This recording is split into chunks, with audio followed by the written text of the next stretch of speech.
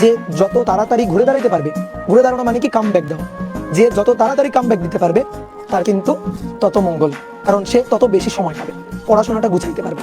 তুমি লাস্টের দিকে গিয়ে কামব্যাক দিলে তোমার উপর বিশাল প্রেশার পড়বে, তো তুমি তখন পড়াশোনা কন্টিনিউ করে মনে করো মাথায় যেতে পারবে, অনেক কিছু, অনেক টপিক, অনেক অধ্যায় ছেড়ে ছেড়ে যেতে হবে। তো সেটা যেন না হয়। তোমার তো টার্গেট আসলে শুধু বোর্ডে ভালো করা, তোমার টার্গেট অ্যাডমিশন টেস্টও ভালো করা।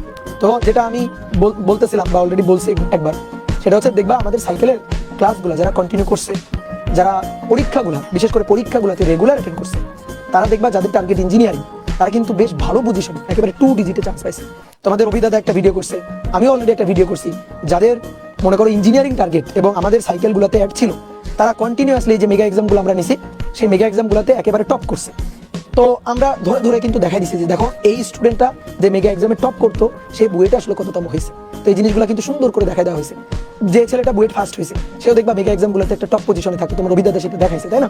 তো এরকম যে তুমি পরীক্ষাগুলো অ্যাটেন্ড করো, তোমার টপ করতে হবে না, তুমি রেগুলার পরীক্ষা অ্যাটেন্ড করো, রেগুলার পরীক্ষা অ্যাটেন্ড করো, তুমি তোমার ইচ্ছা থাকলে তুমি একটা ভালো পজিশনে চান্স পেয়ে যাবে।